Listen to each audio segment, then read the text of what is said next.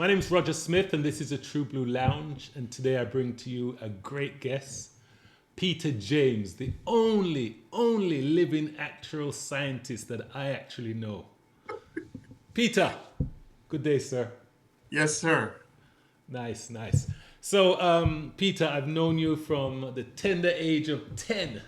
Boy, it makes me feel as though I was here when Jesus was here, but I've known you a long, long time. So, Peter, how are you doing, sir, and where are you now? I am blessed and highly favored. And you know what? I'm on top of the world, man. So that's the vibes that I carry around with most of the time. So Okay, okay. Well, I'm going to ask a little some small questions so that we can get to know Peter a little bit. They may yes, sound fool to you, but guess what? By you answering them authentically, guess what? We can get to see who Peter is. sure. All right. So first things first, Peter. Can you cook? Yes. Okay. And what's your meal of choice that when you cook, what you cook? Well, most times I probably baked salmon and I'm a pescatarian, by the way. So most of my meals are on something fishy or or some vegetarian type meal. So my favorite meal to cook is really salmon. I normally like to bake it, and I probably prepare it with like things like couscous or quinoa and stuff. So yes, Okay. Those don't sound like typically Jamaican that food, doesn't necessarily mean Peter. that that's my favorite meal, but that's what I cook Okay, basically. okay. Yes, So when you go to a restaurant, what's your meal of choice? If it's your birthday and I'm taking you out for a meal, what's the place you want to go to, and what you want to eat? put it this way: if I'm not in North America, then I would probably go to a place where I can get some escovitch or brown stew, goldfish, or parrotfish. If I get that, you would have made my year because that's just me. Okay, okay, okay. And the next question I'm going to ask you, what's your drink of choice? I love beet and carrot juice with a tinge of ginger. That's my favorite. I haven't had soursop juice in a long time, but when I was a boy, I usually loved soursop and milk, but I kind of tried soursop with lime, and I would just, I'm telling you, I would drink like 3 glasses right now if I could. All right. So, Peter, you went to Unity School like me. Tell me a Yes, little about your earliest joyful memories at Unity School. very interesting question. So, I would say that when I was at Unity, I used to love listen to cricket. And when cricket was playing, I used usually run out of class, and I usually go to a lady that we usually sell food they call punsi. And whenever time Weston is winning or any stuff, it's like I usually just jump and skip. I usually be very happy. No, it doesn't necessarily mean that I wouldn't get a whipping when I go back in class, but I usually love that part of it. And the second part of it, the second thing that I remembered very well is I probably know a guy by the name of Dwight Gabicoot and Hopeton Kelly. Yes, They sir. usually Yes, sir. these guys could run. I'm telling you.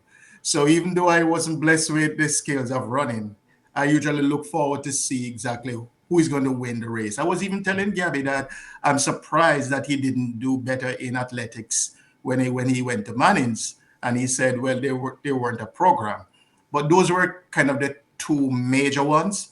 The third one I would say might be when you know what? I was challenged then from Unity to aspire for excellence. And one of the teachers that inspired me was Mrs. Cox. Yes, those are my answers, sir.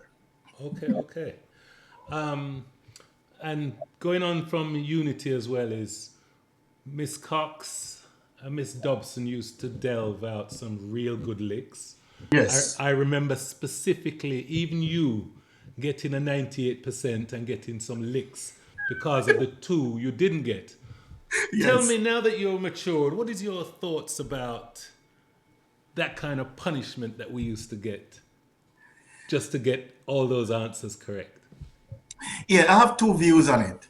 The thing is that before I became an actuary, I was still petrified about the thought about why is it that those teachers usually whip us like that.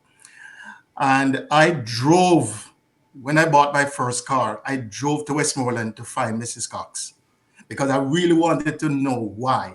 I I just couldn't understand because what happened is that when I got 97, the first lick I got, I started to laugh. The second one, I said, no way, this is serious. The third one, there was a big eye water just all over my face.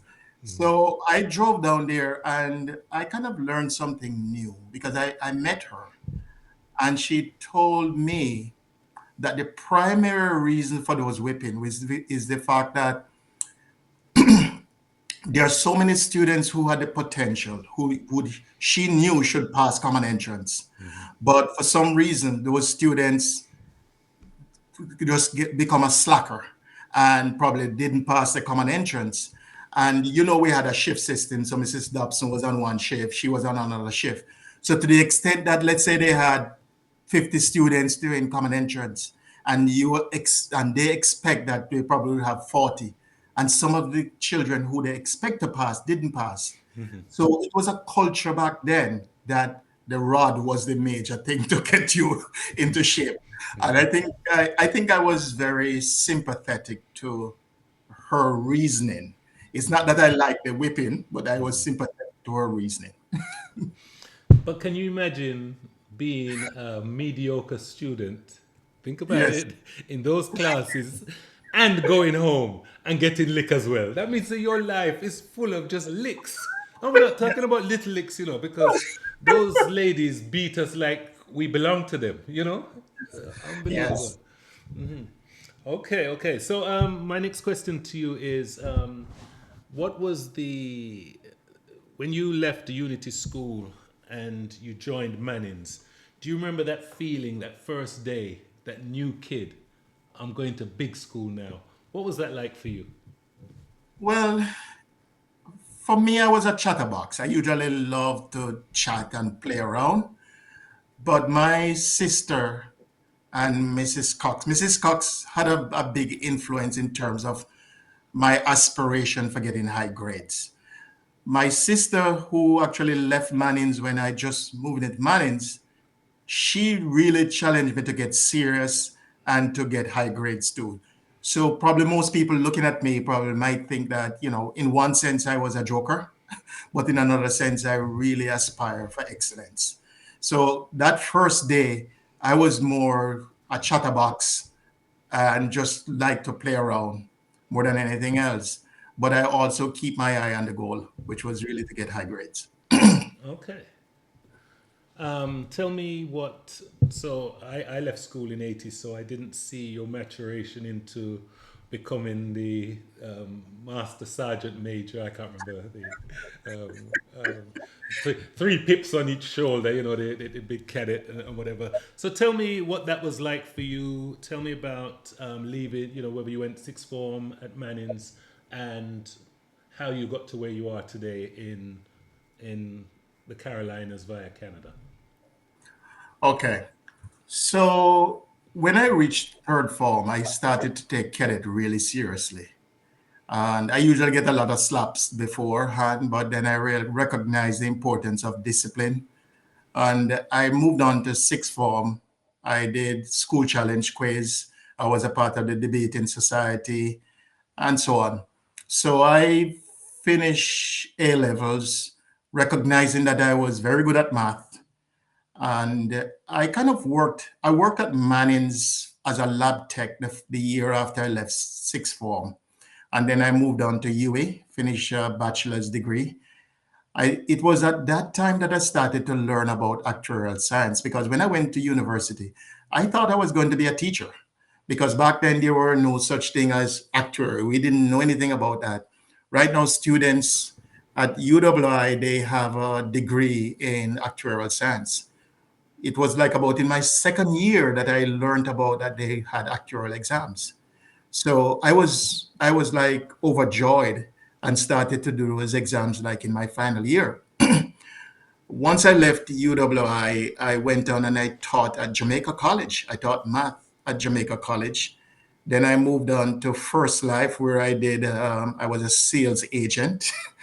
And then finally, I passed my actuarial exams to get me into Jamaica Mutual Life. After Jamaica Mutual Life, I went on to Queens. I taught at Queens High School in Kingston. And then after that, I migrated to Canada. I spent about 15 years in Canada working at two big, huge insurance company. One was a reinsurance company as a reinsurance pricing actuary. And then the second one was really another life insurance company where I was more into product development. After 15 years, I head down to New Orleans and I was a valuation actuary. And then from there, I am now in Virginia, where I've spent over 10 years being a projections and governance actuary. So that's the essence of my career over the last several decades. Peter, you're using the word actuarial science a lot. Can you, Yes, for the layman, explain what is actuarial science? sure. So I'm going to give you two explanation. One is a textbook one, and then one is if I'm just talking to somebody who just need to know who an actuary is. Somebody in the rum bar. Somebody in the rum bar. You're going to give me the Tapanaris answer, and then you're going to give the man in the rum bar how him or I understand it. All right. So the more the textbook definition is that an actuary is a business person who has advanced knowledge in statistics and who measures and manages risk and uncertainty. So that's just a lot of mouthful of things. But what I would say to somebody in a rum bar is that I would say that is one of the brains behind the insurance company. They are the ones who develop insurance products and determine the premiums that you have to pay and make sure that those insurance companies stay in business. That's it. Nice, nice, nice. That's good. Hey, I have a cognitive test that I like to give, especially people of my own age. So I'm going to start this with you. Sure. First form, name 5 girls and name 5 guys from your first form class. And were you in 1H, 1S, 1Y? What was it? I was in 1H, and the 5 girls are one, Consuelo Campbell, two, Carmen Brown, three, Karen Tavares, Charmaine Malcolm, Janet McIntosh, Janet Smith. Can I stop? Or you No, want no, me to no. keep? Keep going, keep going. I want to know how you're good. Yeah, yeah, yes, yes, yes, yes. Name 2 more girls in the class. Yes. I think we also have Marva Brown was in there too. Yep. And I think Iskali Eunice was also there. Yes, yes, yes. You're doing good. You're doing good. Kim Williams. Kim Williams. Keep Altia. Yes, I forgot Altia. Yes, Altia. Yeah. Nadine Robinson. Yes, Yes, yes. yes, yes, yes. And give me 6 of the guys. Six of the guys. Okay. So we have Brian Wallace, Nigel Myrie, Lloyd Ennis. Titi was also a part of our class. And we have a very shy guy by the name of Roger Smith was Okay. also a part. Very, Yes. very shy. Very shy. Yes. And Michael Spence was there too. Donald Rankin, Angel McIntosh, and we could go on and on. You pass. You pass. Cognitively, you are fit. Trust me, you're fit cognitively. You know. No, that's nice. So, Peter, I know I'm all over the place, but that's how my mind works. So, when you left Mannings and you studied in Kingston, um, I don't. I know you were from Maylers Avenue. That's in Chantilly. Yes. How did you get to school from? How did you get to Unity? That's a easy walk, yeah. How did I get to Unity? Yes, it was a walk, but Okay. I have two different kind of walks. One is a walk on the road, and then the other one is a walk through bush. That's the Unity, yeah. Yeah, yes, that's the Unity. Okay, okay, okay. Now, when you say through bush, you mean you leave over Chantilly, you cross over Hatfield, and then walk through the bush, come in? No, what happened is that where I was, I could just travel on Chantilly Garden Road and then walk along Stratbogie to go up Stratbogie. That's the road. But then you usually have a guy by the name of Hamity that own a big piece of land. So we used to, like you have a couple guys, we used to walk there, but you have ranger. So we have to watch out for the guy on the horse. Also run us down. so, Wow. so that's a kind of shortcut. We kind of take a shortcut to get to Unity. And I used to go to a school before that, a prep school, Miss Walker School. And it's the same approach we usually take before I went to Unity. And how did you get to Mannings? It's walking. It's a easier walking distance than say Unity. Because Okay. Millers Avenue is pretty close to much closer to Mannings. Okay. Okay. So, in light of the fact that there weren't much scholarships on hand after you finished sixth form and stuff like that, did you have to, was it parents paying for your tuition? How did all that work out? Was there scholarships? And I know it sounds funny, but people want to know. And when I say people want to know, I know everybody understand. How did you get to university from Naylor's Avenue? How did you get to university? So I there wasn't such thing as scholarships. That's the first thing. So let's get that out of the way. And when I learned about what's going on at Mannings and what's going on in Jamaica, where they have a program called PATH, I said that I would be part of the PATH program based upon some of the things that they describe that you need to satisfy. So for me, I usually, as I did a speech at a scholarship ceremony last month, and I was sharing my story, and I was telling the students that, look, I usually just have some tea in the morning, and at lunchtime I just go home and wash my face and go back and hope that I can get dinner is early after cadet and so on. But with respect to university, I didn't have enough money to go to university. Like, let's say when I finished sixth form, I work as a lab tech with the intent to save some money for UA. And then I applied for student loan. And when I went to UA, the student loan and the boarding grant wasn't ready. And I was with my Dulcimina, come from country, it was a blue Dulcimina. I traveled to Kingston and I was supposed to live on hall. And they were suggesting that I needed to turn back. So, but I used my negotiating skills and worked it out with the bursar. And we worked out something. And that was basically how it was. It was where I had to borrow money like everybody else, it was a student loan and boarding grant system at that time. When you look back, and this is really an exciting story for me. When you look back and you thought to yourself, hey, so did you have breakfast in the morning? Because I know you said you went home and washed your face lunchtime. Did you have breakfast? Sometimes what happens is that breakfast for us could be just a cup of tea, right? Or you could get an egg sandwich or so on. But for it was mandatory that you drink some warm liquid. So it's not like a choice that you have as a little boy. Your family tell you better go drink some tea. But sometimes you probably get like an egg sandwich or some plantain or something. Okay, But okay. that's what holds you for the day. And I was very fortunate to have some friends who, you know, I think you were even part of that team too, where we actually had to go to hurry and get like a patty and cocoa bread. Cocoa bread, yes, yes, yes, yes, yes, Yeah. yes. So what I Yeah. usually do is kind of alternate it. Like on Mondays I take up the offer because I don't have any money. Yeah. On Tuesday I go home and wash my face, and Wednesday I take up the offer. Thursday and so on. But Right, it, right, right. the nature of things at that time. Yeah. When you talk to the kids now, do they realize how much better they had it than we did in 1977, 78, 79, when Jamaica was doing pretty bad with cost of living and stuff like that? Do the kids, you think, realize how bad it was for us? I think some of them might be, but I think that's not my focus when I kind of communicate with the children. What I really wanted to communicate is to say, you know what? If I did it before, you can do it.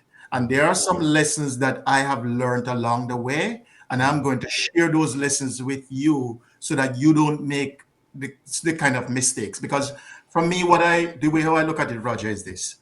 In my community, I was like the example within the community because a lot of youth inside here, they were either smoking weed or playing or gambling or doing some other type of things. So parents back then usually use Exhibit P, meaning Exhibit P is Peter James to follow, because if you follow his route, then that's a success. So my passion around scholarships is because there's so many temptations right now with young people, that to the extent that I can identify one or two kids who because of financial difficulties, we remove that financial pain, then they can in fact be an example and not a sample. You see what I'm saying? Yes. So that's how I focus it. I don't really use the hammer over the head and say, hey, guess what? You know what? I didn't have this. So you better lucky you have all of this. That's not the message that I want to communicate. The message is that I would, just like how I was an inspiration within my community, I want you to be an inspiration within your community. Good, good, good. So, what would you say to a young man of 14 years old that's at the bus stop with his teacher and the idle boy were across the green in Handmigler drive Mark X because he has a list of names in a book that he can call and put on a false American accent and get some resources for himself. How do you get the young 14-year-old impressionable kid to take the academic route and work hard than the easy money? So there are two ways to go about that. One is that sometimes depending on the environment that the kid is growing up in. Because I can say one thing, but if they are constantly in an environment that promotes, say, scamming or promote other things, then it's going to be a difficult exercise. So my two-step process is this. One is that provide scholarships to those who we identify could actually do something, and then provide mentorship for them. So as far as the 82 program is concerned, come 2025, my goal is to kind of, along with the committee, is to develop a mentorship program where when we identify those kids with financial pain, we indeed can help those kids also kind of redirect them. The second thing that I would say is that, and this is something that I tell my daughter, I tell her that, you're either going to pay the price now so that you can play later, or you can play now and pay the price later. Now, not every kid might appreciate that expression, but to the extent that I share that and they get it, then that would be like a light bulb. Nice, nice. You mentioned the 82 program. Could you just tell our viewers what is the 82 program and the significance of 1982? The significant 82. So about 2 years ago, in 2022, when we formed a WhatsApp group in class of 1982, we decided that we are going to start a scholarship program. The scholarship program, because we started somewhat like in the summer, we recognized that there were some fifth formers who couldn't afford to pay their auxiliary fees. And we managed to kind of get people together and get some money, and we helped out 8 students. And those 8 students are now graduates. They provide testimonies in terms of how the scholarship really helped them. At least one is doing medicine in China. The other one is doing, even some of them actually doing one. I think one is actually doing actuarial science. In 2023, we went on a campaign and we decided that we were not just going to be giving scholarships to fifth formers going to sixth form, but we recognize the economic plight of students from first form to sixth form. So we decided that we're going to offer scholarships to students from first form to sixth form. And those first, let's say, they have to write an essay and they have to provide their grades and so on. And we gave 20 students from a pot of about $1 million Jamaican dollars. We gave 20 students scholarships. And I'm telling you, it was a very emotional experience for most of us because we recognize that what we might consider a lot in America, to those students, it means the world. Um, for this year, the 2024 season, we continued the same approach. We made a little tweak because, last year we decided that we're going to give students who are leaving like sixth form to university. But this year we decided that we're not going to touch the university. We're just going to focus on those students who are from first, second, third, fourth, fifth, and sixth. And there were lots of applicants actually. Our program is very popular. We had like over 90 students applied, and we gave 42 student scholarships. And I'm telling you, this is one of the best things that we have ever done. So come next year, it's not so much that we expect the program to be bigger, but we want to make sure that we improve the quality of the program. So part of it is that we want to be able to give more students. That's one. But the second thing is that we really want to make sure that can we create a mentorship for those students who need it? People who are professionals, and the mentor mentee relationship. I have actually nurtured that in other programs that I've done outside of this group. But it's very important in terms of the responsibility of the mentee and the responsibility of the mentor. So to the extent that we can initiate those things in 2025, I think it will be a deal maker. Yeah, that's beautiful. That's beautiful. I mean, giving back is always, it's always, if everybody gives back, it's like a rope where everybody's helping everyone come up. Did you always have that sense of giving in everything that you've done in your life? No, I don't think so. Probably it's after I left university and I started to go on what I call a growth journey. So I believe in growing myself spiritually, growing myself mentally, growing myself emotionally, and understand certain needs and recognize that we're not living if we can't find a way how to make a difference. And making a difference sometimes is not just giving up your money, but it's giving up your time, giving up your expertise. All those things became very clear to me. And from that perspective, because the Mannings Class of 82 initiative, that's not the first initiative that I have taken up on, but it's just that given the fact that Mannings is my alma mater, and we tried to see if we could have the greatest human impact. And that's part of why I'm so excited about the program.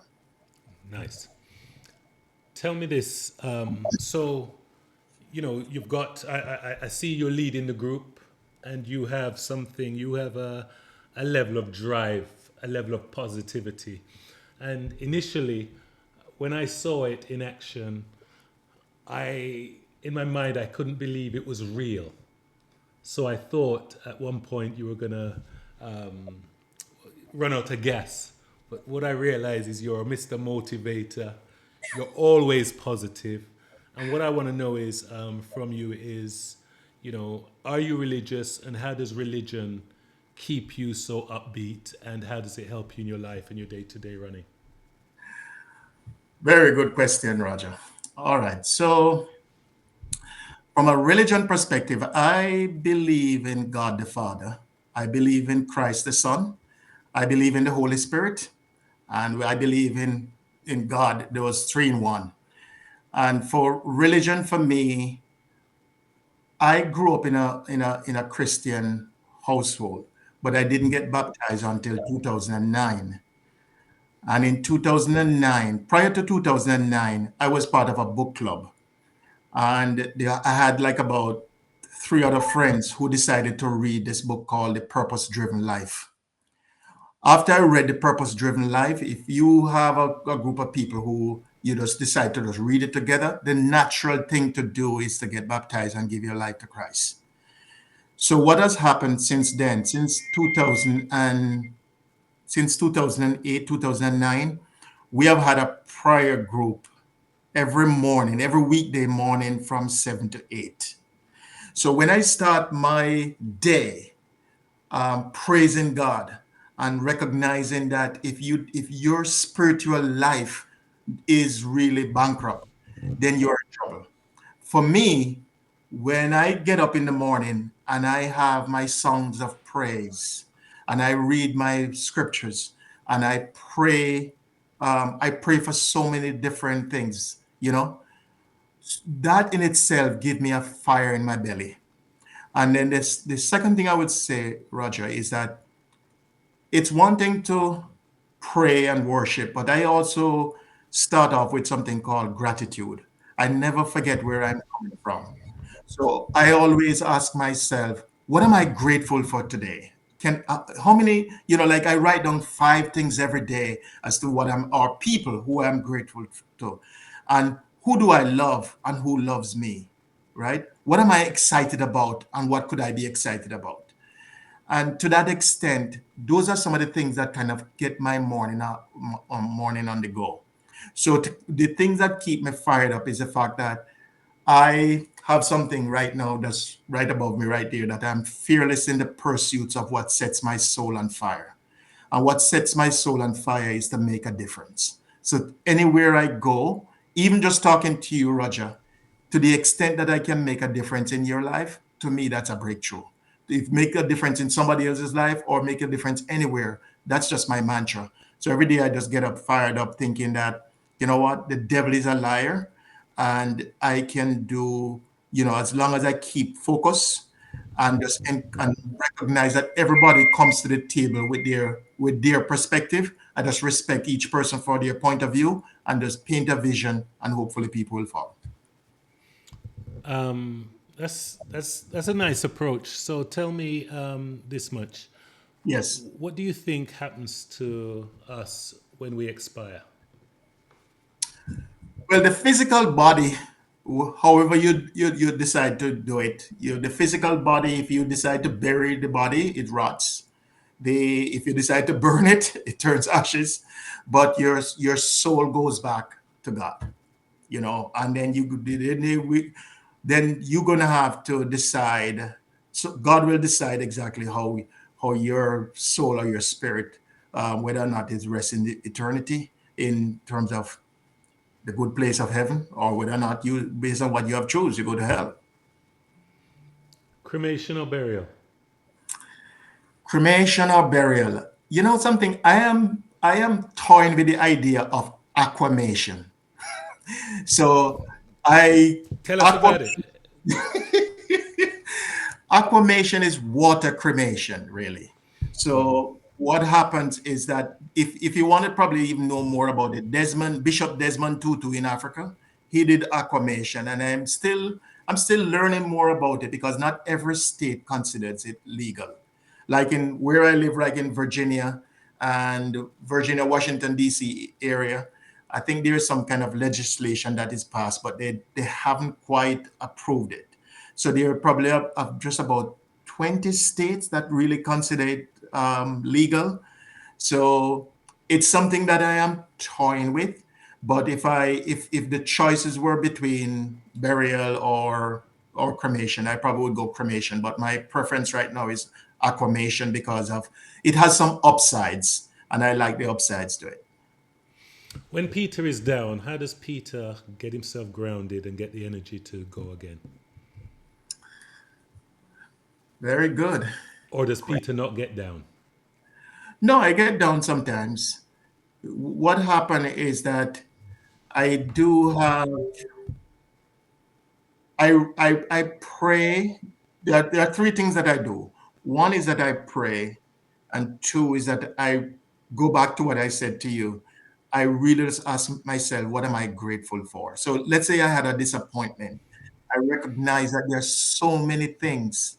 Winston Churchill once said that the pessimist sees difficulty in an opportunity, while the optimist sees opportunity in the difficulty. So from time to time, that my third thing is to ask myself, what's the opportunity here? So whenever time I find myself in a difficult situation, I just I just remind myself about that. And I also hang around some positive people. So in case I am kind of losing ground, I have some positive people that I surround myself with who kind of keep me grounded and remind me as to, you know, it's not the end of the world. Tell me about a job that you've done that you really hated and how did you manage? I wouldn't say I hate it, but if the one that I probably didn't like was the one that I did at First Life when I was a salesperson. Because being a salesperson, you have to learn to deal with rejection. So, especially when you have to deal with cold calls. And I didn't go to university to become a salesperson. At that time, the president of that company thought that it would have be a good idea to get these young actuarial budding students to learn the whole principle around sales. But I was really really unhappy about it because what happened is that once you're a salesperson, you have a certain quota to meet. It was really stressful for me during that time, so I couldn't wait for that part of the program to get to get another job at the Mutual Life at that time. Wow, wow. You know, when I listen to you and I hear the delivery in your voice, I would think if you weren't such a good man, you could have been a prosperity pastor, you know. Oh boy. Yes, yes, yes. No, definitely, definitely a prosperity pastor. Um, if Peter could go back and speak to a young 16, 17-year-old Peter, what would you say to yourself? I would, what would I say to myself? You know what happened, Roger? I had developed certain skills while I was at Mannings, especially through cadet and other things, that I felt that the only thing that I would say is that the subjects I usually pride myself as being exceptionally good, like in the math and the sciences, and I just thought English was really the is not such of an important subject, and drama and music, those kind of things were like, yeah, I couldn't be bothered. But if I had to talk to my 16-year-old self, I would say take those subjects a little bit more seriously, because I realized that now at this stage in my life, I could see the benefits that those subjects could have been if I were to have taken them seriously much earlier. What happened to your Spanish? Because I remember very well that your Spanish was very, very good. Your conversational evening class was Yes, conversational, was really, really yes. good. Did you? Is that something you kept up or not?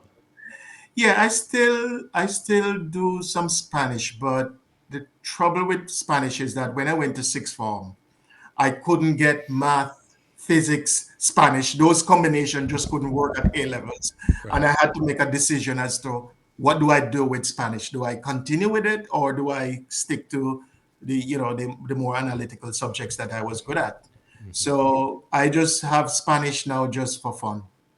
Just, I still remember it because my favorite teacher was my Spanish teacher. Do you remember the teacher's name? Yes, Praise Powell, Okay, Mrs. okay, Powell. okay, Yeah, she okay. was amazing, man. I tell you, Was there if ever a I, Miss Dixon?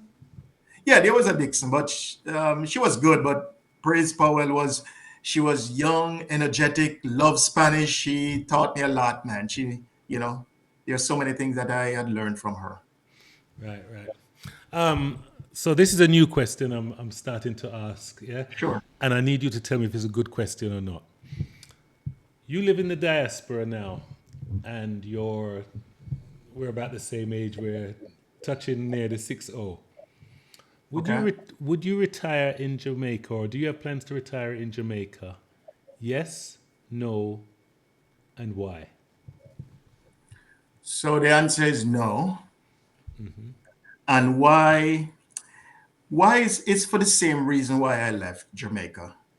Uh, One is that I think that we probably need a revival. We need a revival in many places. But when it comes to crime, when it comes to the economic conditions, when it comes to certain kind of values and stuff, it's kind of very difficult. I go back to Jamaica for vacation, but when it comes to living in Jamaica, it's a different kind of mindset.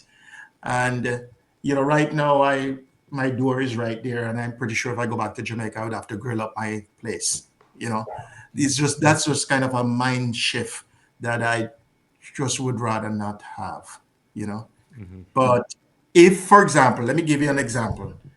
If there was a turnaround where, say, Jamaica was, like we have the kind of leadership, we have the kind of leadership that focus um, properly on, say, healthcare. For example, let's say the hospital systems right now, my brother went to hospital and it was crazy, right?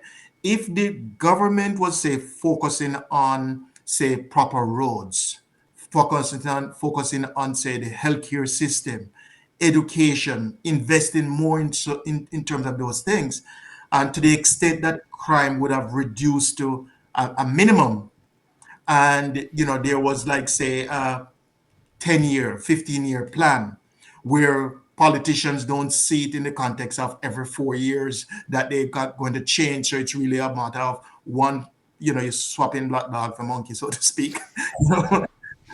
It is really a concerted effort to deal with those social services, and also to improve and help people recognize that not, that they can make it too. I would probably consider that, but at the moment, I'm not sure I see that. So that's the reason why, if there were, say, a constructive effort to improve the areas and like what I'm describing, and I could probably provide some finances towards that effort, or if I could provide some expertise to that effort, sure. But at Great, the moment, great.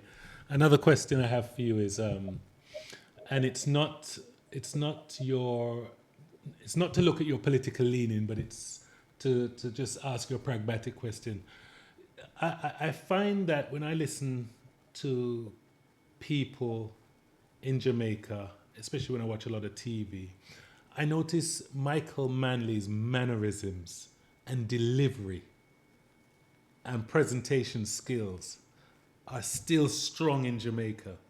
I notice even now there's a reverence for that man.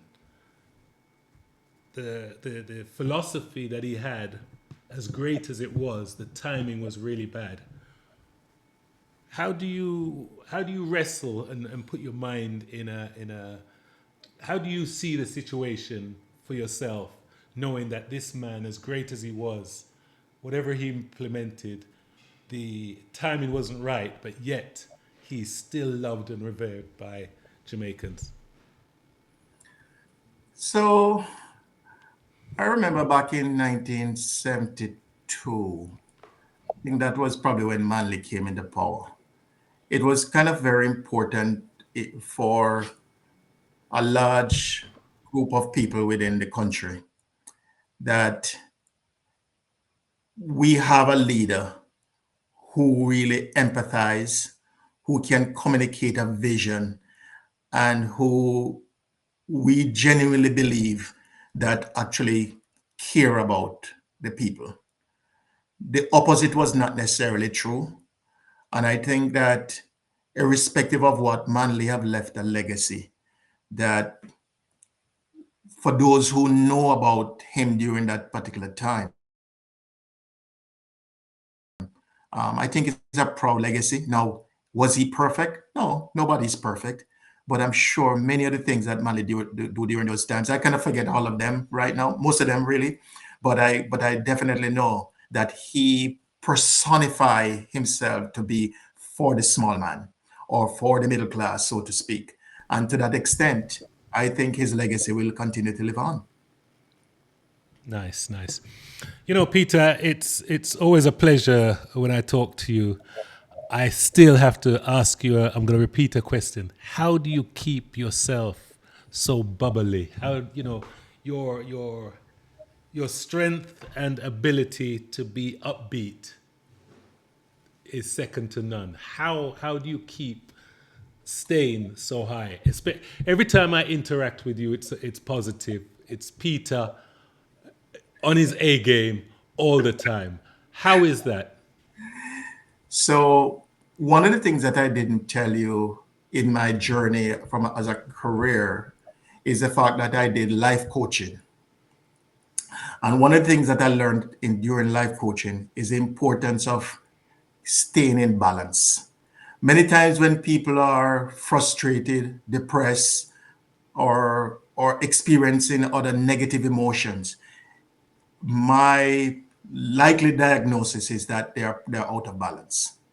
So if your spiritual life, I normally, let's say, go on the wheel of life, and if your spiritual life is not in order, it doesn't matter what else is going on in your life, you still feel as if the life is empty. If your emotional well-being, for example, I spend time around the emotional intelligence. What does emotional intelligence mean? If you don't appreciate that or reach that stage, then when the wind blow in all different directions, then you really get carried away. And the other part of it is that when it comes to exercise and keeping your body fit and make sure that you put the proper nutrition in your body, those are all important things in order to stay in balance. And finally, this is something that I was told when I was going to Mannings. Just try to make sure you hang around people who are positive, and because if you hang around people who are negative and not going anywhere, it's going to be a drain on your system, man. Beautifully answered. How has your affiliation with the Toastmasters helped you in your career and your life? Very good question. There are two different things to Toastmaster. One is really a public speaking side of it, and then the other side is the leadership side of it. On the public speaking side of it, I usually think that I could just get up and speak extemporaneously without without anything. And when I joined Toastmasters, I realized that given the fact that you might have 2 minutes to really speak on a topic, or if you have a speech, you probably speak from say 5 to 7 minutes.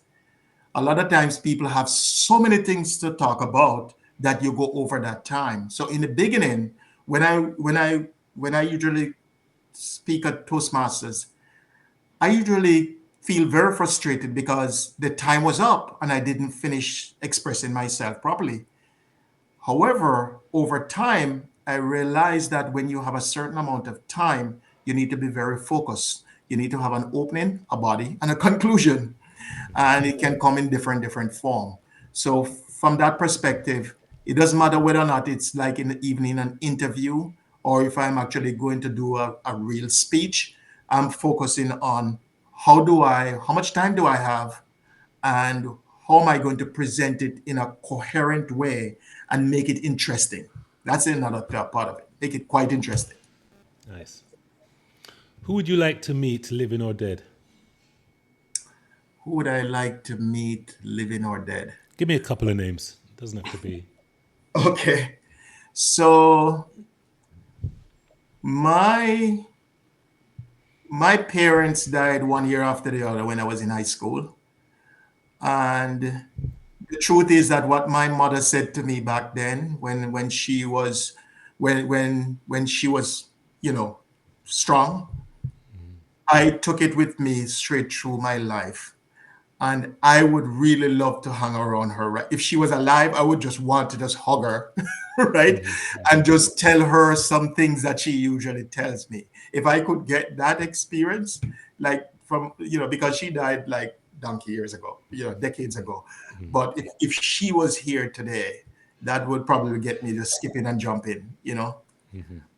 In terms of living, I I have some friends of mine who I met in Canada. Most of them are Jamaican. One is from Africa. They are they have become one of my key groups of people who I kind of connect with when I say that they are positive energy because they were part of my book club. I was part of a book club where we celebrate each other's birthday and then we also review books and so on. They are positive energy. So anywhere I go, I would love to make sure that they are part of that table. Nice. What's the name of your book and when was it produced?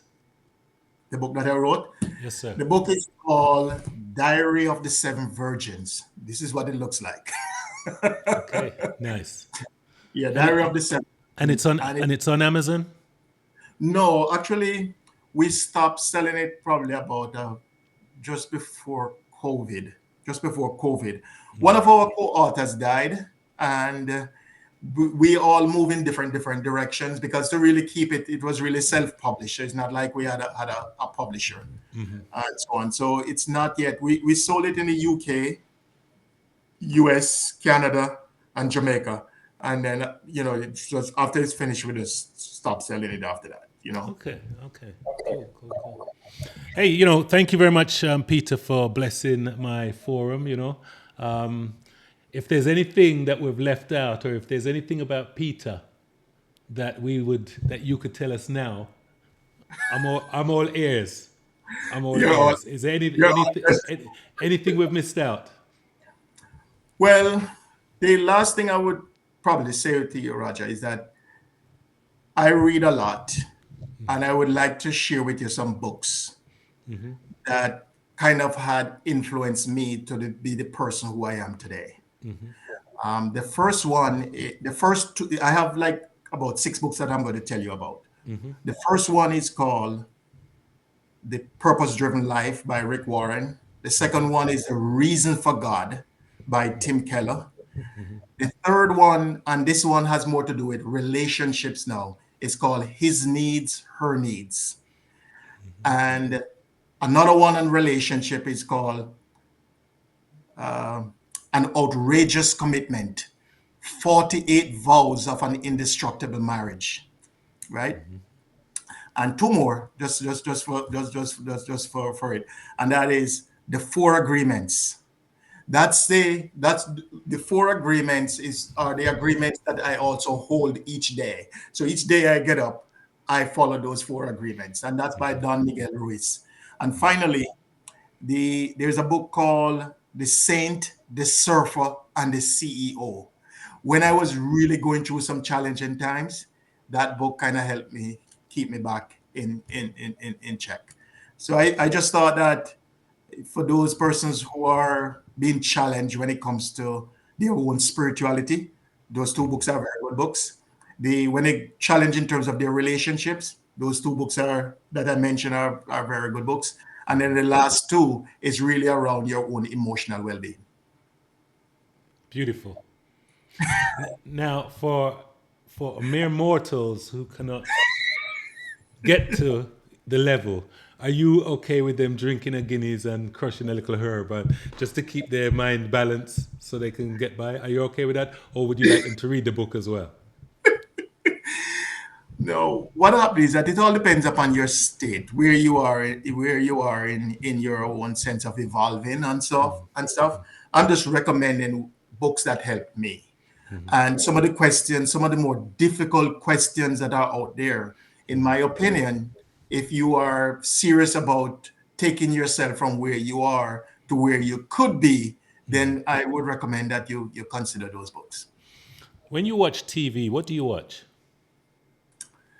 I usually watch a lot of news, but since this whole political season, I shut down and I'm not watching news anymore. So I'm a courtroom drama guy. So I like watching mostly courtroom drama. Okay, okay. Yeah. Once again, Peter, I'm really, really happy that you decided to take this journey with me. I can't believe I answered all your questions already, man. No. And you know what's really good? We're gonna have to have a part 2. We're gonna have to have a part 2. Definitely have a part 2. Definitely. I will say this. I got a call from a guy I interviewed. We had a really nice chat, and he said to Yes. me, a lot of people complain that these interviews are too long, and I was saying in my mind, but when we get talking, there's so much to talk about. You know what I mean? So Yes. it's 6 of one, half of the other. So once again, Peter, thank you, man. All right, man. And I hope you have a great rest of the Sunday. All right. Thanks, man. Cool. Awesome.